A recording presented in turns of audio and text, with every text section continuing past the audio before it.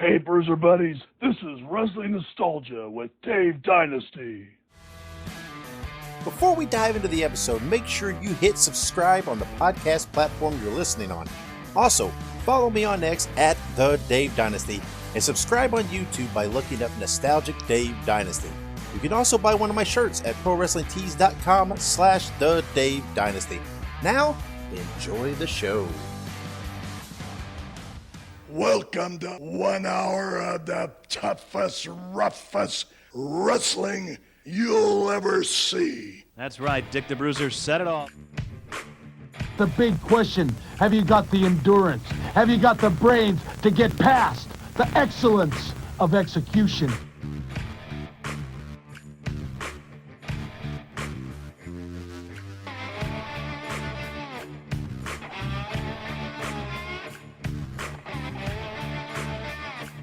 The reason why Axe and myself were put on this earth is to demolish people. Bobby Heenan, that is a very good-looking sport coat you've got on. Yeah, and I paid for mine. Mine isn't government issue. Hello, everybody. Lance Russell and Dave Brown right along ringside. And by golly, we're ready to go with another big week of championship wrestling.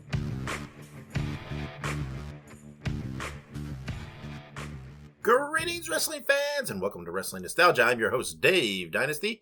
Thank you for joining me for another episode. On this week's episode, I have the world's strongest man, Ted Arcidi. We talk about powerlifting, the WWE World Class, Triple H, and much, much more. That's all I got. Let's get right to it. Take a break. And when we come back, we'll have my guest, Ted Arcidi. Hey, you bums, we have to take a quick break.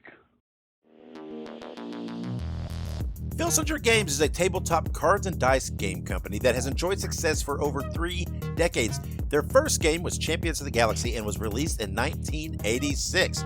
Champions of the Galaxy is a tabletop game that features professional wrestling over 100 years in the future. Humans, aliens, and monsters battle in the Galactic Wrestling Federation for belts. Legends of Wrestling features officially licensed wrestling cards featuring stars like Ted DiBiase, Jimmy Snuka, Harley Race, and many, many more, including game sets for independent promotions. Each match takes place in real time. The action is fast and furious, and all the things that happen in pro wrestling, like cage matches, outside interference, 3-man tag matches, they also happen in the games.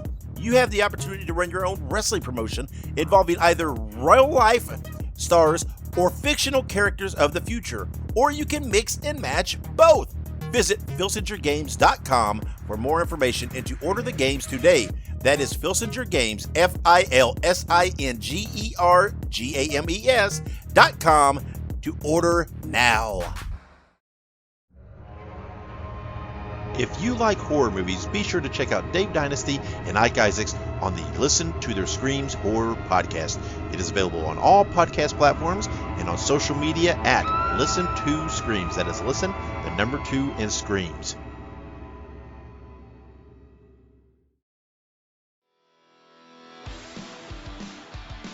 Hey ho, everybody. Subscribe to the Pinhead Pod, the Ramones fan podcast, bringing you interviews, news, deep dives, and much more. Look it up on your favorite podcast platform. That is Pinhead Pod. We're back on Wrestling Nostalgia. And welcome back to Wrestling Nostalgia. This time I'm being joined by the world's strongest man, Ted Arcidi. Ted, how are you? Good, I'm doing great. Thanks for having me on the show. Yeah, it's been a long time. We've gone back and forth. I've looked forward to talking to you. Yeah, here we are. Yeah, finally doing it.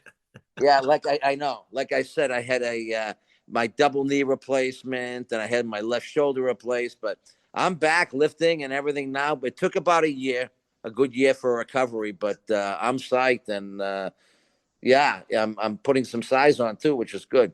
Yeah. Well, I mean, speaking of size, right? You came from the world of powerlifting. Yeah, and I set the world record at 705 pounds, first man to bench 7. And that got me noticed by Vince McMahon to come down for a meeting. So that was really cool how that happened. Yeah, that was on March 3rd, 85. You benched 705 and a half. Right. It was unreal. First man to ever bench 700 pounds. Yeah. And right now I still hold the formula because these other guys, they're using these crazy ass bench shirts that add like 300-400 pounds. I tell them, I even put an offer out there. I'll give you $10,000 if you could do what I did, just with when my practice lifts. Even my practice lifts I did 10 days before the actual event in Hawaii. It was my last strength day, and I did 635 for 3. No, just a t-shirt, no wrist wraps, elbow wraps, just a belt, no bench shirt, and I did 650 for 2. I tell these people if they could even do 600, 625 for 1 without a shirt or anything, let me know. And they don't come forward because they're all using those crazy shirts. Yeah. I mean, not only did you bench 705 and a half, I mean, you broke that a couple different times, right? I mean, you kept up on that. Yeah. I did the with no shirt at all. I used the shirt. It was one of those prototypes. It was almost like an Under Armour shirt. They just keep you warm. That's the significance of it then. It was a prototype. And I wouldn't even call it a shirt, but they say you used a shirt. I said, fine, okay, it was a prototype shirt. But the year before that, I weighed 286, and I think that's out in the videos now, the 666. I had to do 2 reps singles before I did the 3rd rep because it went uneven. And in powerlifting, the extension has to go up even. So I got that on the 3rd try of the rep. Of the 3rd attempt, and I got it. I got green lighted on that, and that was a world record raw, and that was a world record for super heavyweight at the time too. So these other people that no one's ever seen a display of strength like that, doing a rep of 666.7 actually, and then waiting the allotted 3 minutes, doing it again, and then waiting the allotted minutes to do it again, but cleaner, to go up full, not an even extension, regular extension, what do they call it? An even extension all the way. Because I locked out every rep when I did it.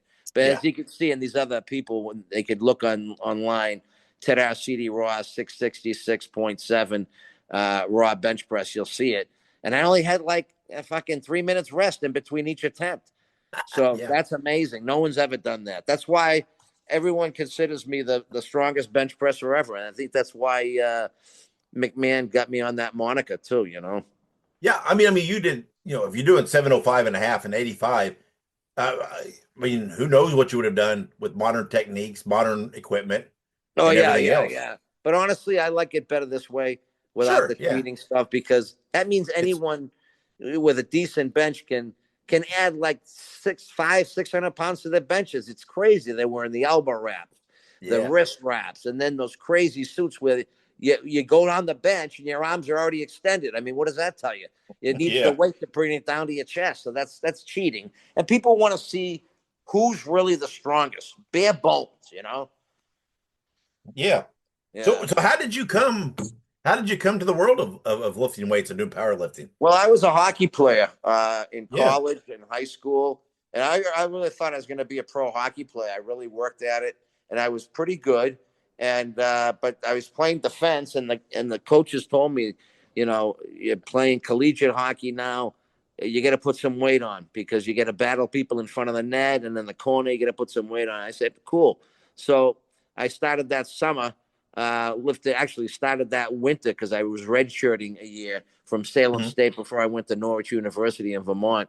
And I just caught the bug. I started lifting. I go, this is the balls. I love lifting, and I was just doing the basic movements, bench pressing, shoulder press, curls, tricep extensions. And I was making, no shit, Dave, I was making like 5-pound gains a week when I just started lifting weights. So I was benching, I was benching 300 pounds in 3 months. And then I continued doing that and playing hockey. And then during summer hockey, that following summer, I was benching like 440. And I saw this advertisement in the gym, and there was a bench press contest. I'm thinking, wow, they got contests for this shit? Okay, I'll give it a shot. And I do it, and I ended up getting number 2 in New England, 2nd in New England. And I was in all the papers and shit. And I said, fuck hockey. This is the balls. It's like people know you already for your strength. So yeah, it wasn't hard to put hockey by the boards. It really wasn't. Yeah, and you like I said, you set that record. That's obviously that's the key to getting Vince McMahon's attention, right? Oh Because yeah. he's This all is about in the all big guys and the magazines muscles. after that, on Wide World of Sports, all the TVs, and it caught his attention. It caught Turner's attention too. But my first interview was with McMahon, and and I know back then, even now, but he owned the whole global market on wrestling after he bought all those different territories out. Yep. So you get on his TV, you're not just on like in areas you're on nationally, and you're pretty much worldwide. So it's like instant like fame. It was insane. And they pumped the world record. They showed the actual world record when I was beating on people like the scrub matches, the jobbers and stuff. They showed that this guy's here now. This is what he did. So they're promoting the world record on top of that. So I was like, whoa, man, this is like the fucking Olympics. Yeah. Well, did Vince sign you? And then he signed me. He signed me when I went down to Connecticut. And when was it? It was right after I set the record in March. I went down, I think, to see him in May of '85. And we just had a conversation and stuff. I brought the magazines. He already had the magazines that I was on the cover of and stuff. So it was pretty wild walking into their offices, and you see pictures of wrestling, because wrestling was hot. I mean, we just had the first WrestleMania 1 in '84. So I'm thinking, wow, this is it, man. And I went in there, and he greeted me, and we went into his office, and we shot the shit. And he basically says, I want to promote you. I want to do you really justice here as the world's strongest man. You're going to have to go to the wrestling camp. They paid for the camp and everything. It was in Orange, Connecticut. And I took it for the ride. I had a contract that day, and I said, let me look at the contract, because you don't want to just sign it right there because you look too desperate. So I brought it home. I had a couple of lawyers look at it. Basically, it was a contract. It was great. Yeah. And it was, they because they go into TV rights and things like that. And I'm thinking, fuck, I have no objection to TV rights. I guess some people might, but no, it was a great thing. And Vince gave me opportunity. I've said that in many casts, and the guy was great. He says, we're going to put you through school, the wrestling school, and I will give you opportunity, he goes. And I got better and better in it. And I got up to a main event with John Studd at the Boston Garden. Was it WrestleMania 2? And then I wrestled a bunch of people in really good high card situations. So, I always give credit to Vince McMahon for giving me this fame. Because, when you think about it, you can only go so far. Bench press, world record bench presses. You're only appealing to a certain segment of the population, but he brought it to the whole masses, man. And so did Fritz von Erich when I went down to wrestle in Texas too, because that guy was national TV, and he had a lot of international TV too. But that was the smart thing. When I turned heel, I went down to Von Erich's Texas to turn heel. So that was good. That was really good, because they still had the TV too, which was great. Well, when Vince signed you, right, and you were trained by primarily by Tony Altamore. That was right up the street. So I ended up coming down. I drive down from Massachusetts once a week for 4 days to go to that camp, and it was great. I stayed at a local motel there, and made friends down there, and I'd be training. I even did like 5 days a week because I wanted to get on TV. He says, we're going to get you on TV when you can handle it and things like that. And they wanted me on TV like really quick too. I think they should have let me stay in the school and wrestle like high schools and things like that for like another like month or two, because I was green, but something right away though, within a month and a half, I was doing some selling out some houses and stuff, which was good, because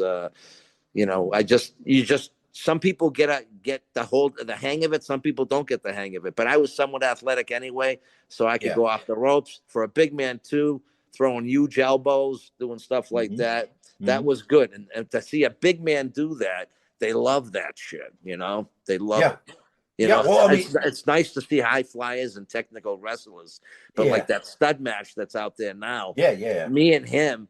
I remember Vince telling me that nobody.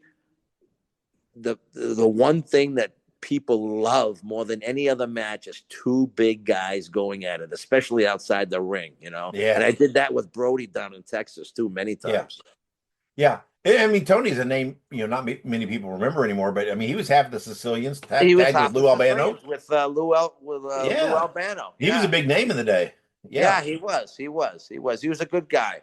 And, was there anybody else? He gave me the business, the tongue in cheek too, and also the psychological aspect of the business too. Who to watch out for? There's some people, because I got an instant ride from my fame. I didn't have to work in any shitty territories before they brought me into New York.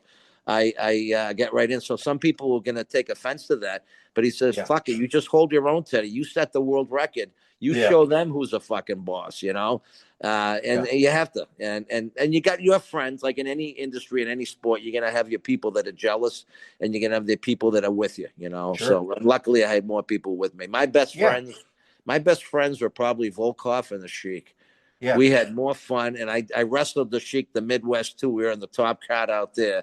We had a great angle going out there, and it was good. It was good. And was there anybody else that had a hand in your training, or was it pretty much just Tony? Just Tony. Okay. Tony, Well, you were the first WWF guy that they billed as the world's strongest man when they finally brought you in. To have that. I mean, you got Mark Henry, and you might have some other people, but I don't think Mark Henry's as athletic as me. But let me ask you, when you first came in, right, your first few interviews you did, you were doing it as a heel, then you debuted in the ring as a face, and then you later turned heel. Why was all the confusion? Did they not know whether to debut as you a heel or face? Or that's what they were trying to figure out. I wanted to be a heel, but in order to be a heel, you got to really learn the matches more, because you got to you run the matches pretty much as a heel. So, because I think the last match I did, one of the last matches I went before I went to Stu Hart's territory in Calgary, where I became heel. Stampede was that big event up in Toronto when I was up against Gorilla, and I was kind of an asshole there, which was good though. So people knew that, okay, this guy looks like he's changing because he's getting a fucking attitude, Well, they were putting you against a lot of big guys, big strong guys. Tony Atlas. You mentioned John Studd, Hercules, all these guys. I mean, I'm sure that was an effort to get your power over, right? That's what the thing was. They wanted to get over with the power, and I think the Northeast in general, Dave, they want you to get over as a face, because I had the world record, and with New York being so close, I think they wanted me to start out being a face just because of that area, because I was like a hero, I guess, because of the record and stuff. So, but that quickly changed, and it changed up in in Stampede in Calgary, and then of course when I was down in Texas. I mean, who more wouldn't you want to love to hate than a fucking Yankee from Boston? So. Well, it's when you watch that time, right? And you look at Atlas and Studd and those guys. I mean, they're big, they're strong, they got physique. Some of them like Atlas is a physique, but man, you were next level thick. I mean, compared to those guys. I still think I was just as thick, if not thicker, than the Wardlord. Wardlord's pretty thick. But I think in my heyday in Texas and in Stampede and in WWF, no one. I mean, it was just insane. And people they would get the asses. They would pay the money to get into the seats just for that, because they wanted to see. Whoa, this is the real it was a shoot. A real world's strongest man, So that was cool. But like I said, it really Vince. I helped him, and he helped me, and I'm very lucky to hook up with him. I mean, Turner at the time, I don't think he had a grasp on the marketing and the different markets like Vince had. It was very extensive with Vince. He had markets everywhere, and then of course you can't forget the merch. I mean, the doll. My first year, even a wrestling doll, and that thing right now. If I get I have a few too, but if I sign one that's still in the package, It's like worth $2,000. Yeah, I mean that's wild. 'Cause I mean I had your LJN, your figure, and it's wild because they didn't do them for everybody. Yeah. So it was that was a certain level, a certain honor to have those figures. I mean, because those were some of the first figures out there, right? They were the first WWE That's why figures. they're worth the most. And honestly, like you said before, and other people say too when I talk, they go, your generation, the first generation of wrestling with the LJNs and stuff, and when wrestling was less soap opera, but it was like, good versus bad. Everybody's going to remember us. They're not going to remember the people after Triple H. These other guys now, they're just like a dime a dozen, and they don't look as, how do you say it? They don't look as fucking crazy and big, and immense and strong. They don't look it. So, I mean, people love that. That was the 80s. And people loved, they got crazy over the size and strength of people because that's how it was. Yeah. We're more remembered now than these other people, which is kind of cool. And excuse me, and 80s, I mean, wrestling in the 80s, and beyond, it's such a protected society. Did you get any pushback for being this new guy coming from the bodybuilding or the outside world? You weren't, like you said, you weren't the typical guy that came through the territory. Yeah. I mean, there was some pushback, there was some resistance from the other wrestlers from the deep South and Florida and stuff like that. A couple of them, but I think they knew what Vince wants this guy. You got to put him over. I mean, that's the way it was. So, but that's a natural reaction from them because, I mean, they're like, they finally get to New York after 10 years in a fucking shit territory, Yeah. So there's some animosity, but not, like I say, not a lot of people, just a few. Yeah. And I knew who they were. Yeah. And you appeared in WrestleMania 2.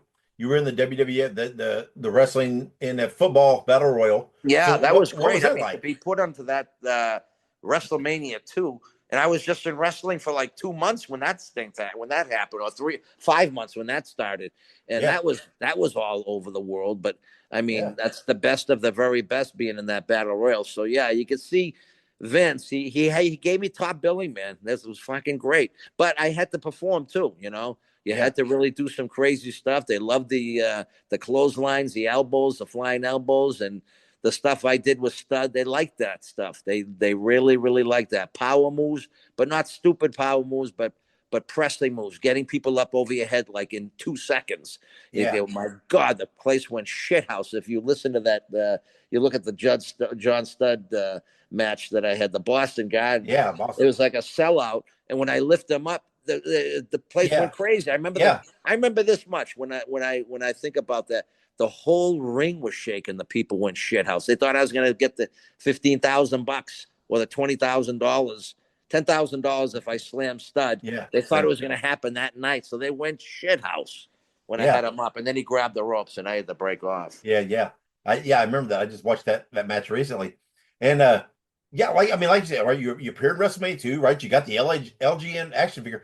Were you told anything about the plans for you? Because it seemed like you were Vince's kind of wrestler, right? With your size, your strength. That's what Vince wanted, and and I'm so glad I took advantage of it. And I'm sure he made a shitload of money on me, and that's great. I mean, one hand washes the other, but I still say the guy gave me the opportunity, and I'm glad I was able to perfect it, and then turn heel, and go down to Texas and stuff. Yeah, that was great.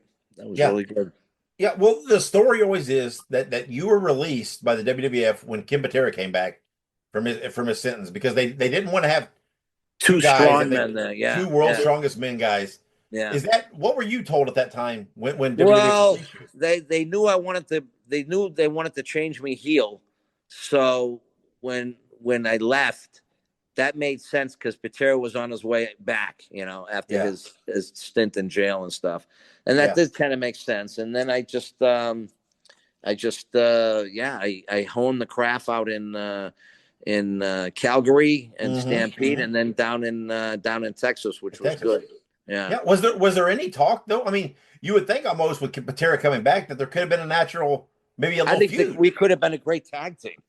Yeah, or tag. Yeah, even Stud and Bundy. It could have been Arcidi and Patera, But I think Vince just had different ideas and stuff. And the bottom line is, I think when I was in Texas and I was down there for a good year anyway, I ended up getting married and having a kid, and I just, I don't know, I didn't want to be on the road that much. Yeah. So I kind of got out of that, and I got into my supplement line, which was great because I had all that exposure from being with wrestling on TV. And then I had a science background because I was in dental school. I did 6 months in dental school. I don't know if you know about that. And I had a good science background, so I had the supplement line even when I was wrestling, but it was on a small scale in a small magazine. And Vince said it was okay to do because I already had it already. But it was I was making money, and then I just figured, hey, let me go in a bigger magazine. Let me go with Joe Weider's Muscle and Fitness, and he took me in, and I was writing articles. And then when you get an ad in Muscle and Fitness, you automatically get into GNCs, health food stores, and gyms all over the country. So that was like incredible money. And so it's like, it was kind of worth it, to be honest with you. Yeah. Well, and when you looked at WWF, like you said, you went to Stampede. That was, I mean, that's a you always What was that experience like? Because you always hear about the road trips. That was like considered like it's a learning territory, but a good territory because that's where the Bulldogs were and Hearts and everybody. But you work your ass off there. You were on the road like 6-7 days a week. But it was good because it's just like acting. You keep doing it and doing it and doing it. You can't help but be good at it. Just make sure you maintain your physique and stuff. And that's where I think I polished my interviews too. That Stampede, when I did my promos and stuff, they were the balls there. I was just hoping that if I was bad in New York with Vince, I could have done those type of interviews there because I know they saw them, and they were good promos. I love doing promos like that. Yeah. Well, and during Stampede, you had kind of a natural rivalry with fellow strongman with Kazmaier. Yeah. How did first of all, how did you and Bill get along? Kaz wanted to get to New York when he saw me in New York. Yeah. And then Vince figured, well, let's try to put these guys together and see if they could come up with a good gimmick in Stampede. But to be truthful with you, Bill really, he didn't pick up the wrestling that well, you know? Yeah. And he's kind of stiff and wasn't that athletic, and he wasn't that great on the mic. He tried, and I guess he did some stuff in the NWA, but I don't think he ever got over as a wrestler. What do you think? Yeah, I don't think so. I mean, probably his biggest stuff was some Japan stuff, where it's a different world. Did he wrestle in Japan? I think so. Yeah, I think so, somewhat. But I mean, obviously, I'm assuming you and Bill knew each other, right? From the same background. Were rivalries because he was still pissed, and it was like a real gimmick. He was really pissed that I broke his record. Yeah. And it's like, too bad, Bill. He would have been the first guy to bench 7, no doubt. But at the World's Strongest Man, he did that bar bend thing where he pulled his pec, and he never got it reattached. The guy, he should have gotten it reattached. He never did.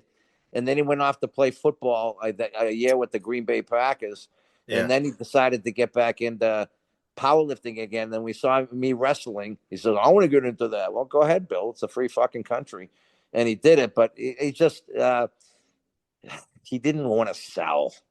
You know, you got to be able to sell. You know, tit for tat. And he had this, how do you say it? Kind of like this composure in his mind. Like, I'm the world's strongest man because I did the world's strongest man contest. So I can't be beaten and I can't sell. But people don't buy that. You know, wrestling isn't like that. And the promoters would try to tell him and stuff, and agents would try to tell him, and he'd say, okay, but he wouldn't sell. I mean, show me when he sells. Yeah. I mean, it's tough. It's tough. Yeah. Well, you mentioned world class in Texas, and I think that's probably when you were best used, right? You were nicknamed Mr. 705 after your record. Yeah. Managed by Percy Pringle. Oh, yeah. They really seemed to have a manager too. Yeah. Yeah. They really seemed to have a good vision. And they gave me the strap. Yeah. I remember talking to Fritz when I was down there because I had to still prove myself. I had to go in a couple dark matches. And I remember who I was with too. I was with Cousin Junior. And we had a good match and stuff. And I showed the give and take.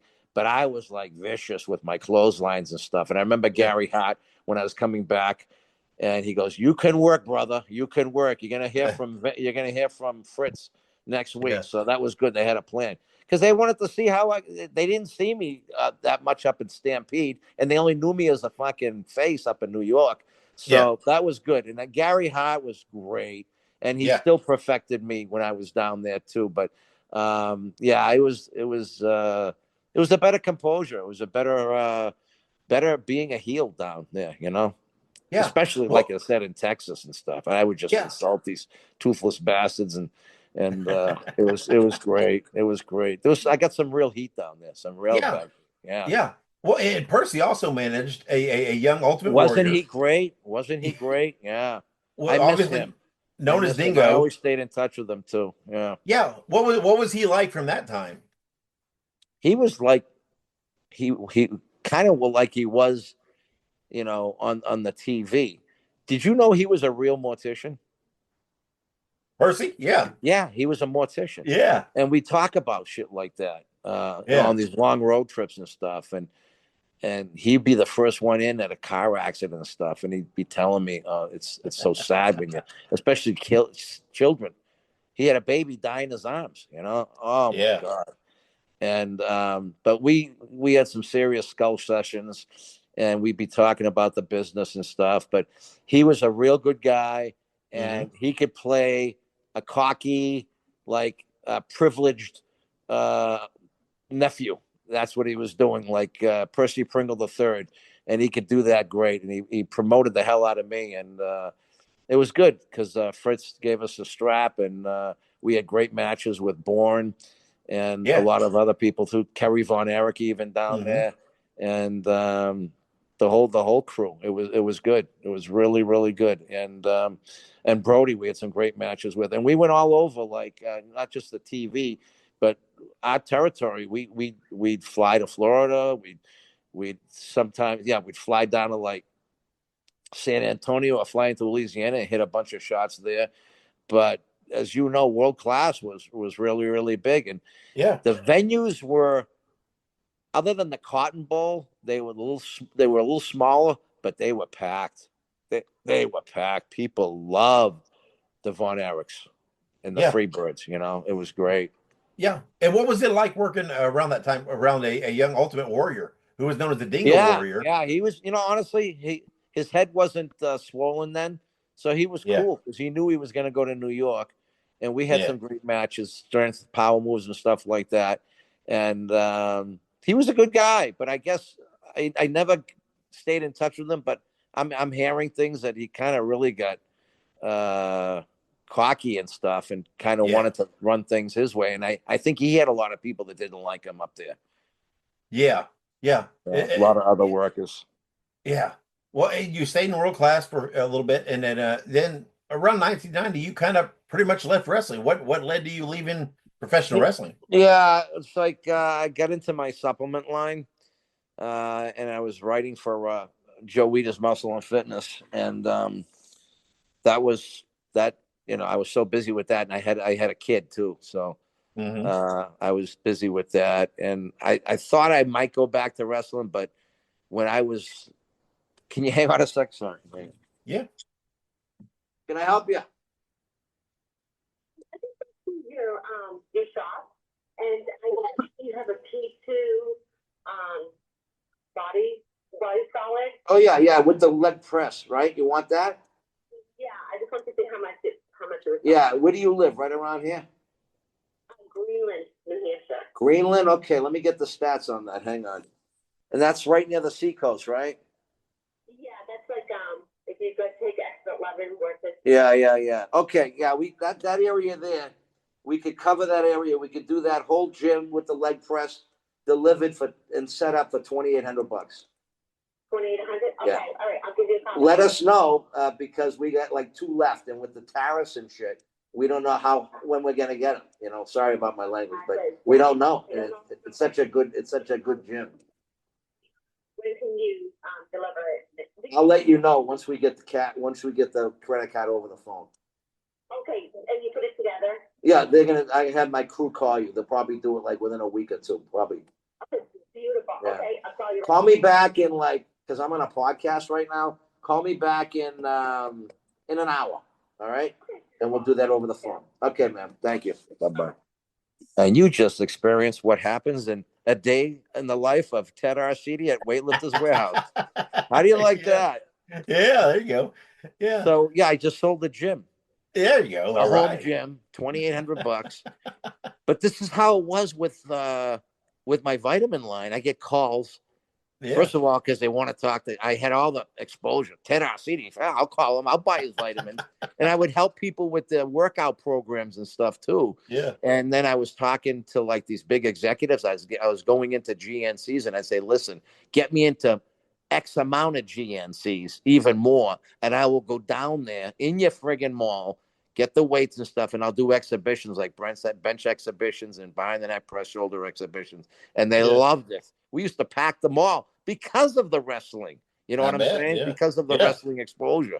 So that was great. And I wanted to get back into wrestling and be the heel, but this thing just kind of took a life of itself, to be honest with you.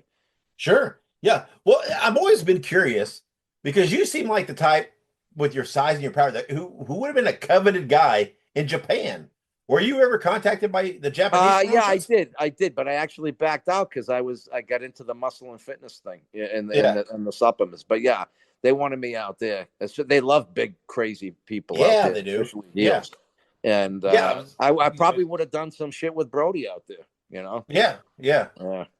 Well, I mean, like you said, and I was really tight with Brody too, and he also brought me. He was a booker too, before Gary Hart came in. So I was talking to him on the phone, and he invited me down there, and this is before Gary Hart, like a month before I went down with Gary Hart, and we went to this place in Dallas, right near the Sportatorium.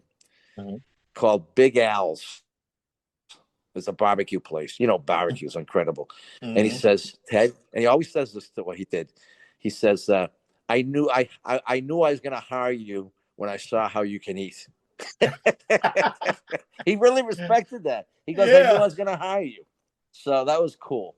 I liked him too because he had a great gimmick, and he was a great football player, but he had some good size and stuff too. Yeah. And the cave sucker, just like Berserker, but he's the one that invented it. Him. Yeah. Berserker, and a super smart guy. Very smart guy. Yeah. Very smart. Yeah. I could talk to him forever. He was a good man. Good man. And I still say, I don't know what happened in Puerto Rico, but I still think I don't know. Tony says he saw the thing, but I think his life could have been saved. I really do. Sure. Yeah. Yeah. Well, I mean, you mentioned after you left wrestling that you thought about coming back. Did you ever get contacted by anyone to make any comebacks? Yeah, I had a couple contacts. Yeah. One was from Vince again, and the other one was from Turner down that way. Mm-hmm. But then I waited out, and that's when like I said, I just stuck with the supplement line, because I mean, these checks were insane. I mean, I was making as much as the top wrestler, almost as much as less than Hogan on just my supplement line. And that's big money, man, back then. Sure. That's still big money, even now. And I invested it. I ended up buying a mill building here in New Hampshire. And I bought that with my dad, who's into real estate. And this thing's worth a shitload now. This is where I have my store and my offices, and it's great. Yeah. Right. Beautiful location in downtown Manchester, New Hampshire. It's great. But I had my mail order company right out of here, and it was phenomenal. Well, and doing all that though, you still were, had some contact with wrestling, right? You met guys like Triple H and Paul Levesque and China, things like that. Paul actually helped me. Paul was instrumental. He helped me out because I had a women's gym here at one time, and Paul was a big fan, and he got me. The kid did a lot for me. He got me seminars and stuff through him, because he was into the bodybuilding, and he hooked me up to do the seminars and stuff, which is great. My product line, he put me in Gold's Gym, buying their products and stuff. They bought my products, and he worked in my store too. And he helped me because he was so good at working at Gold's Gyms. He was like one of the managers there. Yeah. He helped me learn about getting EFTs, the automatic withdrawals and stuff for my woman's gym. He really promoted that. He helped me out. So Paul, he deserves everything he's got coming with him, with what he did. And the guy worked like a son of a gun. I turned him towards Killer Kowalski. Yeah, that's what I was going to say. I heard you helped connect him to Killer Kowalski. Yeah. And I was telling him, because this is a kid who's like 10 years younger than me. And you kind of, you don't want him to be too wide-eyed. He's got to learn the business and stuff. And it's backstabbing and stuff like that too. Yeah. And especially if you didn't have any record or anything, I go, you just got to work on being a good wrestler, because he had the height and stuff. And he did. He became a real good worker. They had him down in the NWA for a while, and he learned from the Rooster there. I forget his name, but he learned from him a lot. And I'd be talking to him, and then he got called up to Vince, and he was such a good technician, and he was a good wrestler, but he could sell, and he had the height, and he filled out even more. And he's like, I go, wow, good for Paul, man. He did so fucking good. Yeah, and obviously, I mean, he's the man now. And are you still in contact with him at all? Yeah. Are Maybe you still maybe he can get me in the Hall of Fame or something. In the Hall of Fame? Friend. Yeah. Are you still in contact with him? I've lost contact last few years, but I'll probably get back with him again. He's just so busy and stuff. He's so busy, I felt bad when he got the he had to get a defibrillator and a pacemaker because he almost died. Yeah, right. Yeah, a few years ago. I still say, and he doesn't want to hear this, but I still say it was from that fucking COVID shot. I never got the shot. I got infected when I was down in New York doing a film, and it went away in one day. But it was like the symptoms. I had the symptoms like really just like thick like a flu, but then it went away. Yeah. And then my brother, who's a surgeon, says, don't get the shot, because he was one of those anti-vax guys. He says, don't get the shot. But he says, what I'm going to do is give you a prescription to go to a doctor, a blood lab, and see if you really did have COVID. And if you did, the antibodies will show up in your blood. And sure as shit, Dave, my fucking antibodies were anti-COVID. And he says, you're golden now. Don't go in for a vax. And I still say, because I mean, it was unspoken then too, especially with Biden in there. And he was really like, suppressing speech on people's symptoms and stuff with COVID about the vaccination. I mean, it was almost like communism. I mean, there were more people, and I talked to nurses and triages in hospital emergency rooms. They got so deathly sick, and some died, but the younger ones would get sick, and it was all vascular related and heart related, the symptoms, and it's because they got the reaction from the stupid vaccination. And I still say to this day, if Paul didn't do that, Paul was in great shape. He was in great shape physically and cardiovascular wise too. No way. No. And a lot of people, they don't publicize this day, but a lot of young people died. Young athletes died too. Yeah. Well, you mentioned your acting, right? You said you were doing a role, but you've had probably a more prolific acting career than wrestling. I mean, you've appeared. Yeah, I got some good credits. Yeah, and I'm getting several movies, TV shows. Too. Yeah. I mean, you've been in some big stuff. Yeah. And, so how did that end up happening that you got into the world of acting? Well, when the supplements were going, and then they started teetering off because, like, I was in my 30s and I just couldn't. It's your shoulders take a beating. I'm doing heavy lifting. I'm not just doing Harry lifting on the weekends. I'm still going for like close to world record weight on behind the neck press exhibitions and pressing exhibitions and stuff. And I had a good run, man. I had a 84. 94. I almost had a 20-year run, a 15-year run, having my face splattered all over the muscle magazines and my ads with the muscle mags and the supplement company, and being in GNCs and stuff, and going overseas to the health clubs and doing seminars there. In Germany, they got this thing called the FIBO.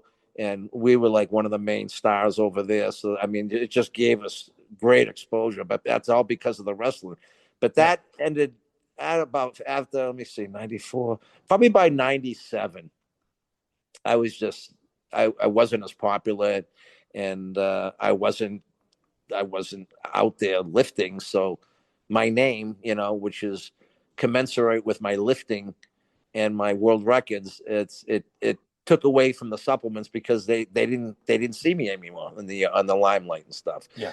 So I always wanted to get into acting because that's part of the entertainment, like with the wrestling. That was the bug in me. And I started taking acting classes in Boston when I was living in Manchester. And I'd go to Boston and I'd go to New York City.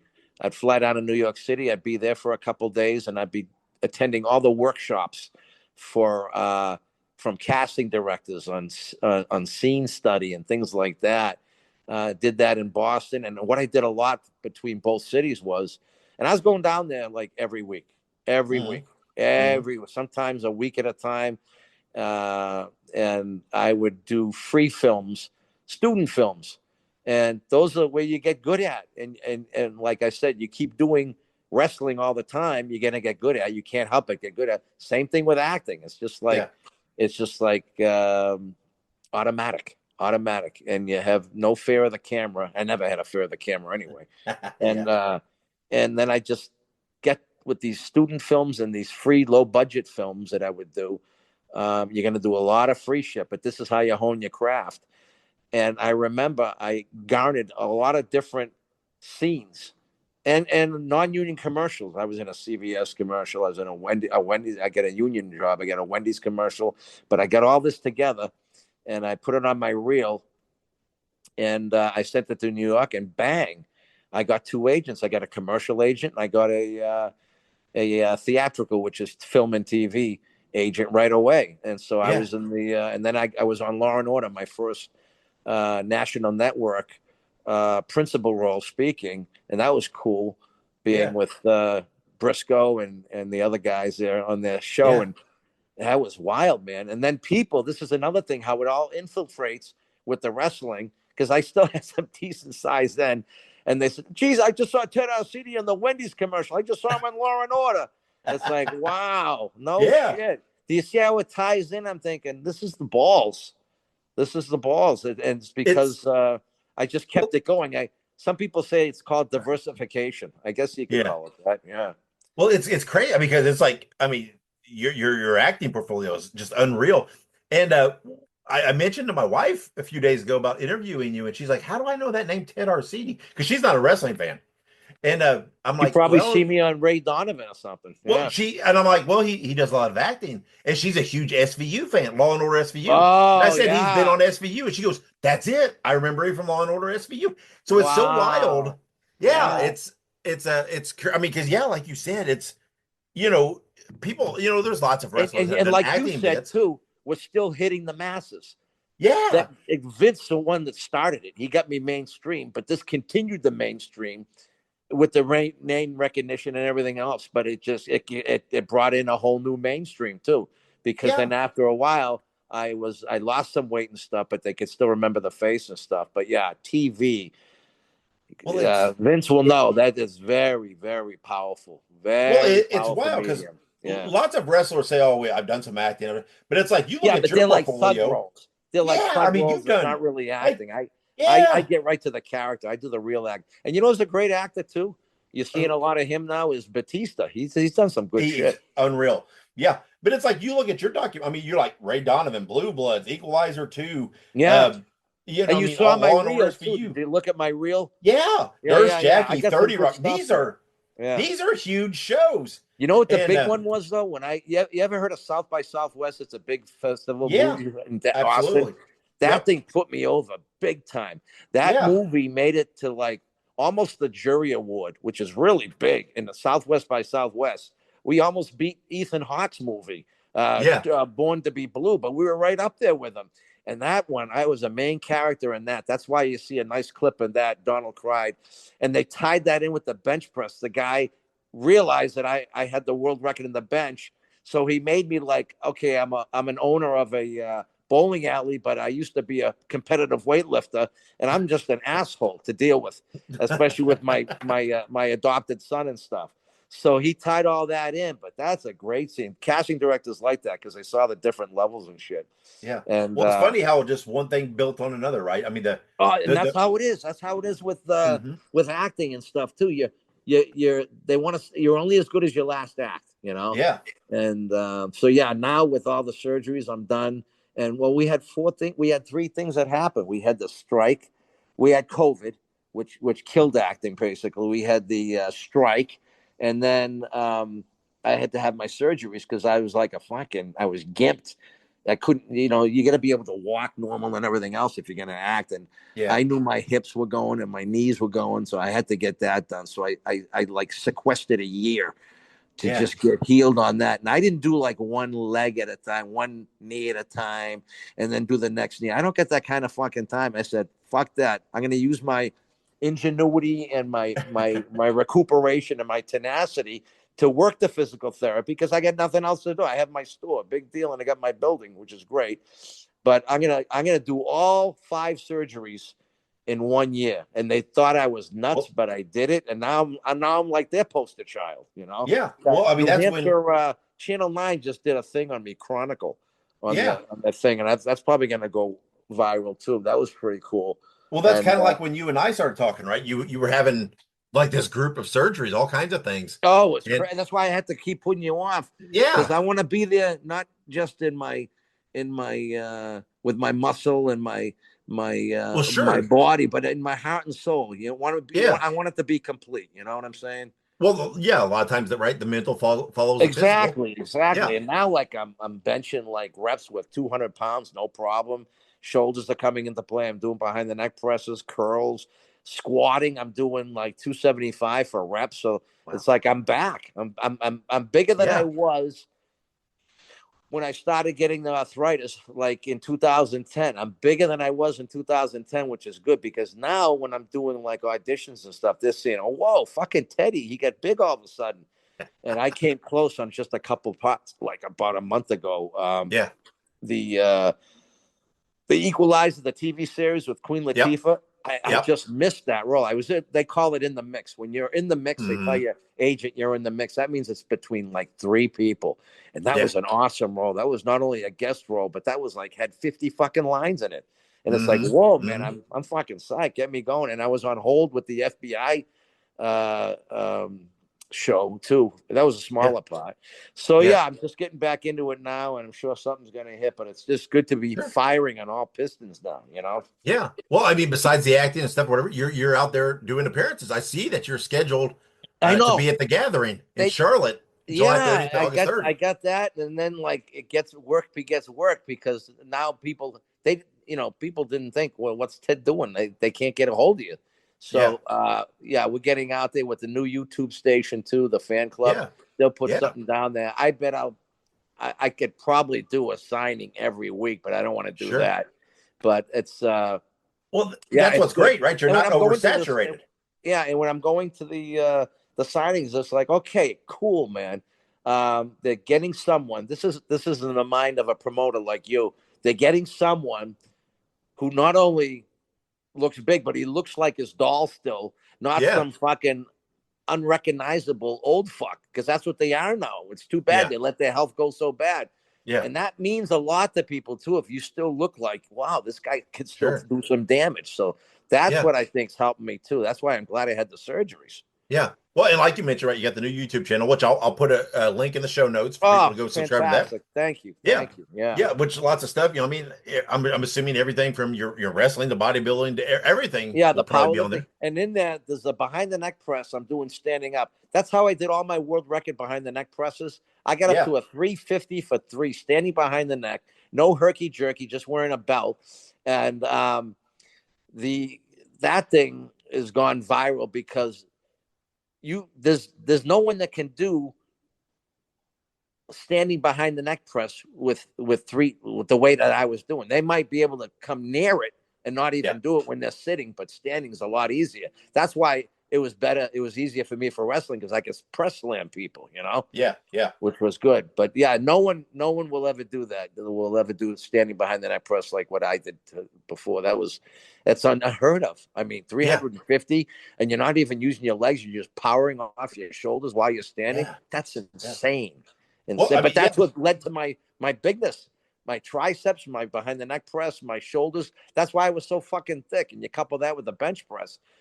That's how you get big. Those 3 exercises: tricep extensions from the nose, behind the neck press. Oh yeah, and big lat pull downs. I was doing like 300s front and behind the neck every other rep, and then benches. That's how you get big. That's how you get real fucking big. And no one's ever come close to that today. They won't. Yeah. And I'm not trying to throw salt on them and stuff. Sure. It's just like, okay, now we got the proof.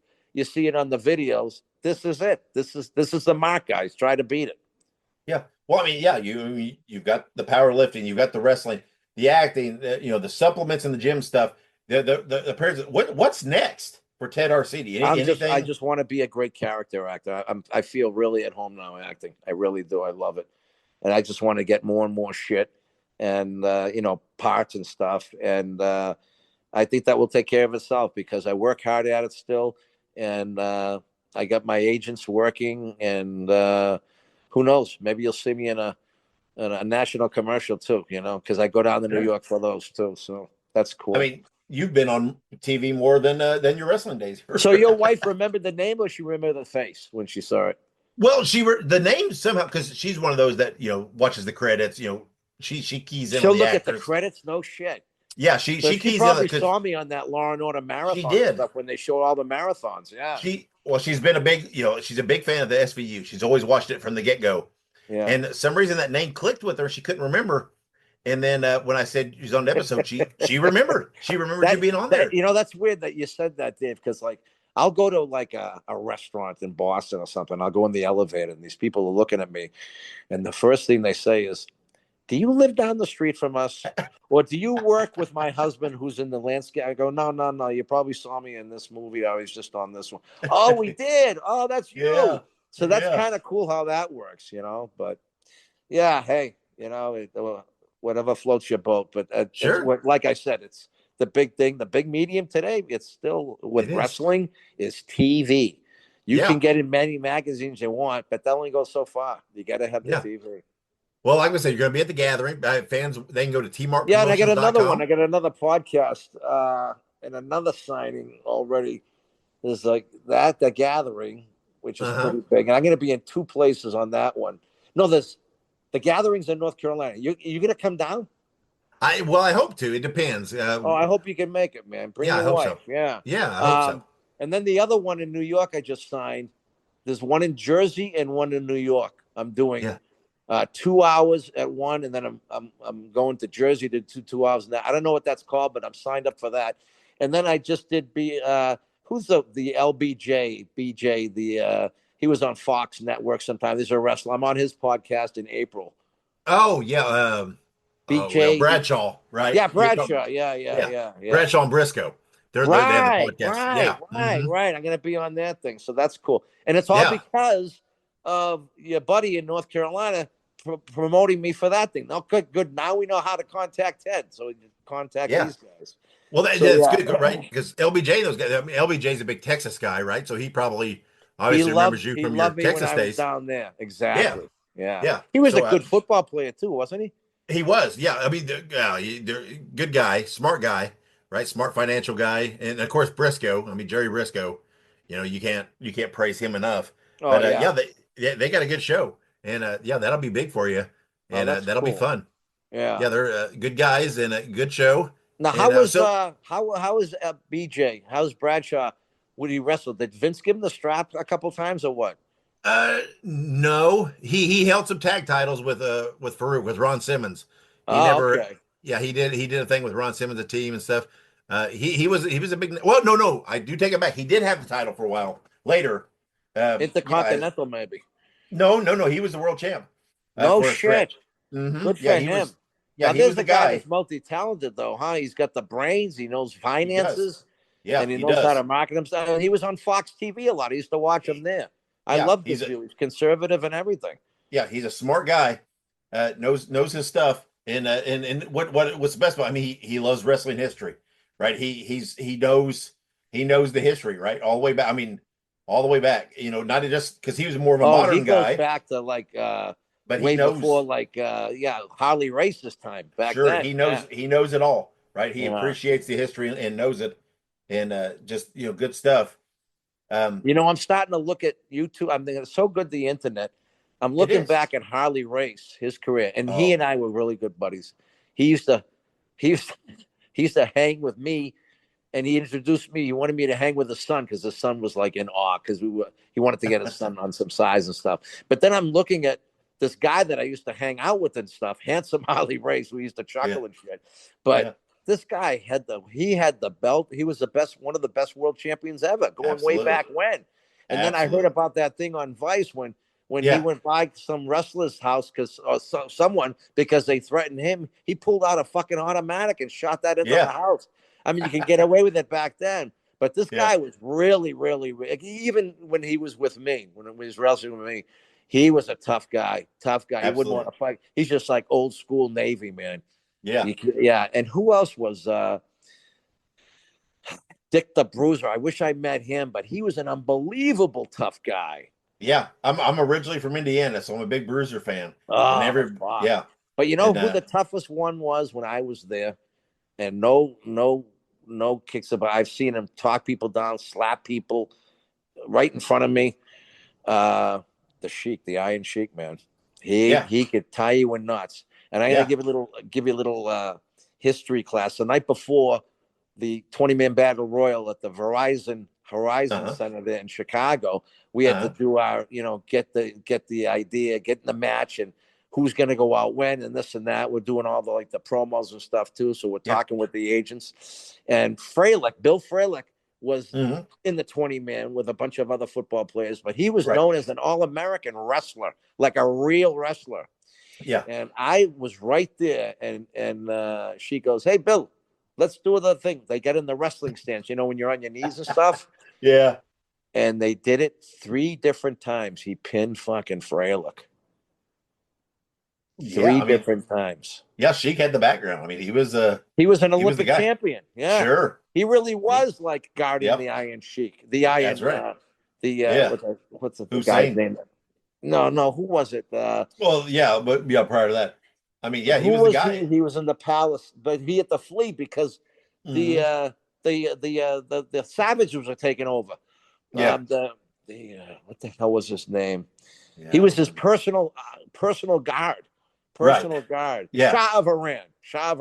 Yeah. That's when like the mullahs and like the savages that they got now, they took over, and he had to he had to value his life. They were going to kill him. You know how they kill everybody.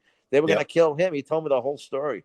But when I was out in the Midwest with him me and him on the top of the card, I got to meet all his family because there's a lot of Iranian contingencies, Mideastern contingencies that he's got friends with. And I was just so happy to be with them. We eat like kings, and it was great. I was sad to see him go too, because at the signings, he come up to me too. Because he wrestled in Texas too when I was down there. They'd fly him in for some spots and stuff there. Yeah. Well, like you said, get these appearances and everything else. Is there a way for people to? How can they follow you to keep track of what you're doing? If you know what, because we'll put it on the link. But they could go to the YouTube Ted Arcidi fan club. Yep. And we're gonna have a segment on there for promoters or anybody that wants to do signings and stuff with me. Okay. We'll have a number for that. So that's good deal. That's probably gonna come out within a week. Yeah. Okay. And I'm assuming on the YouTube channel you'll hype any appearances you got, that things that you're coming up. I'm sure you'll mention it, right? You'll have some plugs on there. Yeah. Well, that's what we'll do then. We'll put the link to the YouTube channel for people to follow. Keep track of where Ted Arcidi is, what he's doing. You can watch for Ted Arcidi. You never know when he's gonna pop up on your favorite TV show. I know. Yeah. I say now I got to meet your wife. She put me over with that. That's pretty cool. Yeah, she'd be excited. How long you been married to her? 22 years. It'd be almost 20 years. Wow, good for you. You got kids too? We do. We have 5 kids. We're previously married, so we don't have any together. Isn't that always today though? Everyone's like that today. Yeah, we got 5 kids. 5 kids between us. So yeah, good kids. They're all good guys. 5 boys, and they're all good.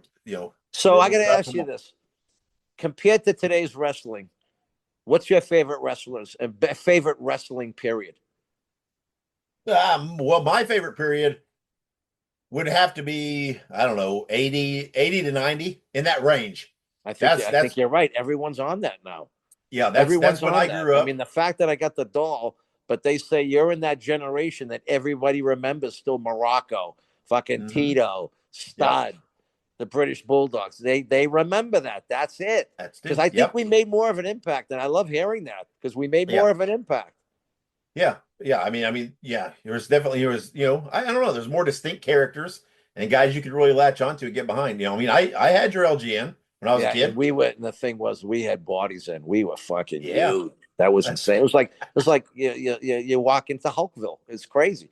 And when you think about it, you see the kids and the teenagers, even then, they're like, whoa, how could someone be that big and then move and then kill people? It's amazing. They love that shit, though. Good versus bad, That's right. I mean, you guys look like wrestlers, right? There was something bigger than life about. And I think the last group that's going to be remembered is Triple H's group, that the Attitude Era.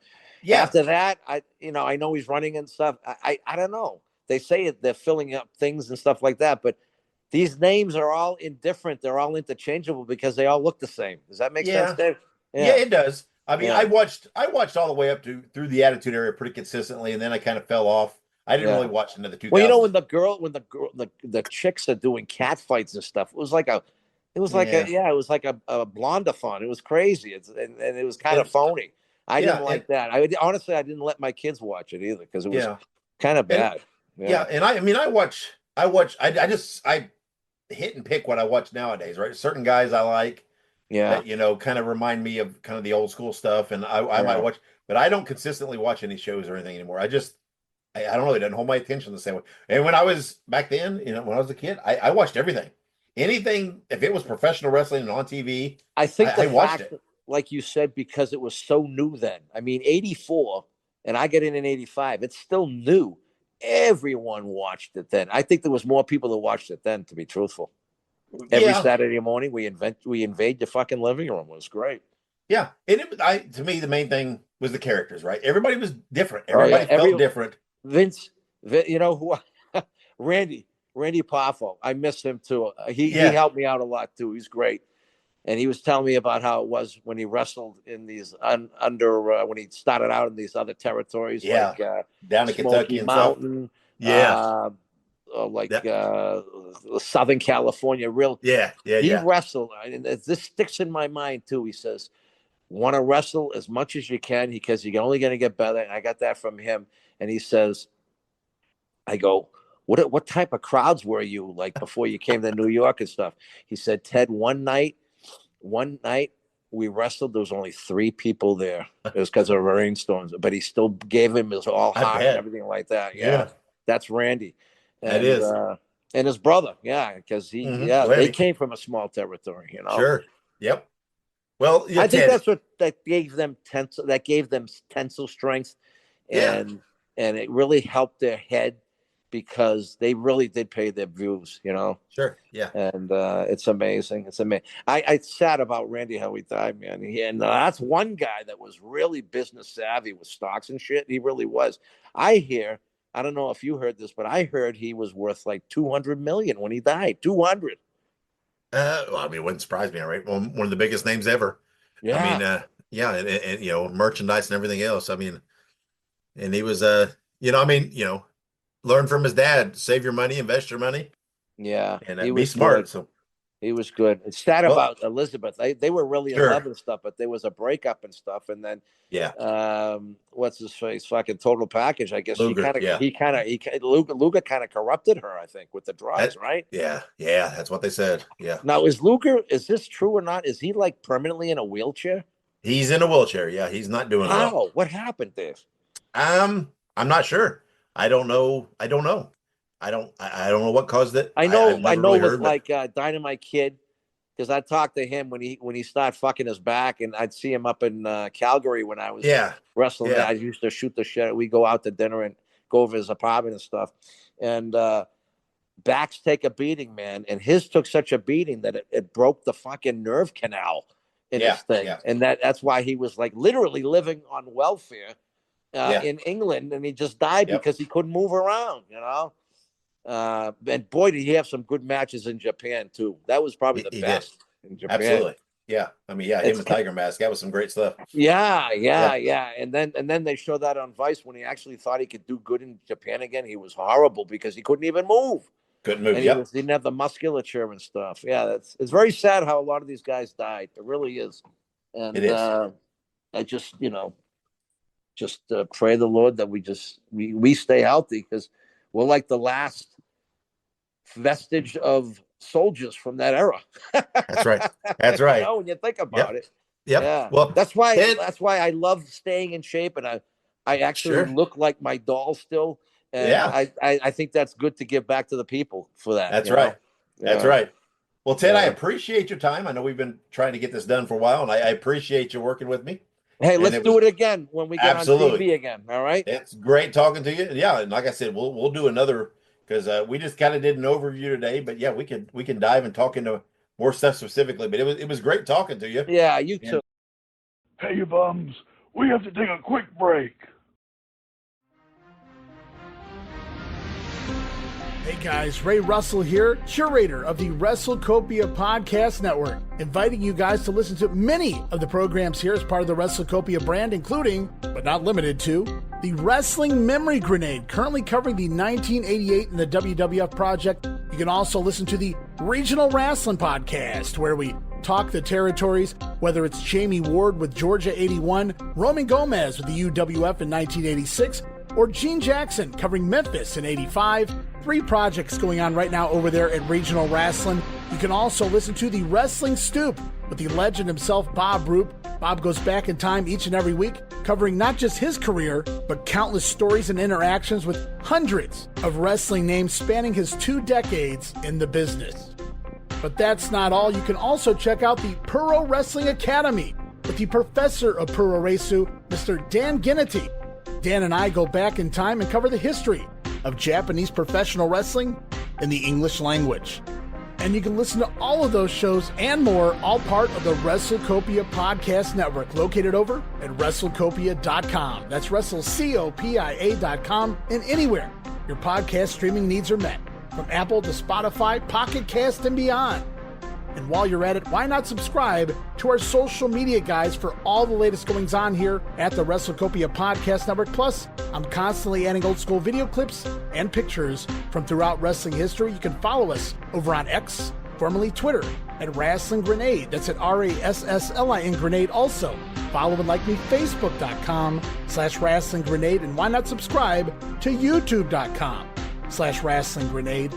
So if you're looking to support that next up-and-coming podcast brand, please consider making it WrestleCopia.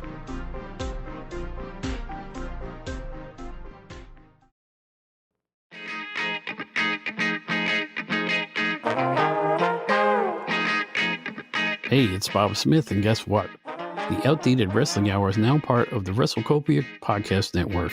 But hey, no fear, you're still going to hear the unique guests, comedy, music, authors, journalists, funny people.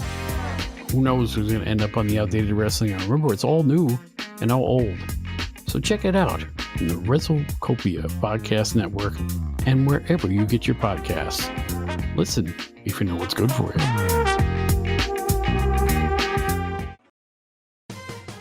Hey everybody, Gene Jackson here, inviting you to check out the Retro Wrestling Review, where each week I'm joined by some great co-hosts who help me review classic episodes of USWA Championship Wrestling, and right now we are doing week-by-week reviews of 1993.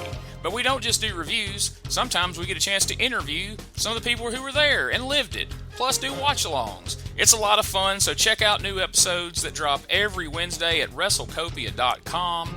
And to find links to everything associated to the podcast, you can go to uswapodcast.com. We're back on Wrestling Nostalgia. All right. Thank you to Ted for coming on the show and talking to me. He'll be back again in the future for a follow-up. Guys, thank you for listening. Make sure you follow me on social media. You can go anywhere on pretty much any social media platform and find me. Just look up Nostalgic Dave Dynasty or The Dave Dynasty. And go check out the WrestleCopia network of podcasts. You can look them up on individual podcast platforms or go to WrestleCopia.com. Also, be sure to check out my friends at the Ultimate Classic Wrestling Library at ClassicWrestling.net or download the Ultimate Classic Wrestling app on all of your smart devices. Now, next episode, I'm not sure who's going to be on yet. It's still to be determined. I am waiting to hear back from one possibility, which if this pans out, this will kind of jump the line and will be the guest of that one. So I will wait until all is finalized, and I will announce it on social media. So be sure you follow me like I just mentioned. Thank you, everyone, for all of your listen, your support, your follows, your interactions. Thank you for all you do to help me with wrestling nostalgia. We'll talk to you next week, guys. Hopefully you enjoyed the interview today with Ted Arcidi. And until then, wherever you go and whatever you do, be good, be safe, and always keep on growing. Fans, we brought you All-Star Championship Wrestling. This is Sam Maneker thanking you for being with us and saying until next time, so long, everyone.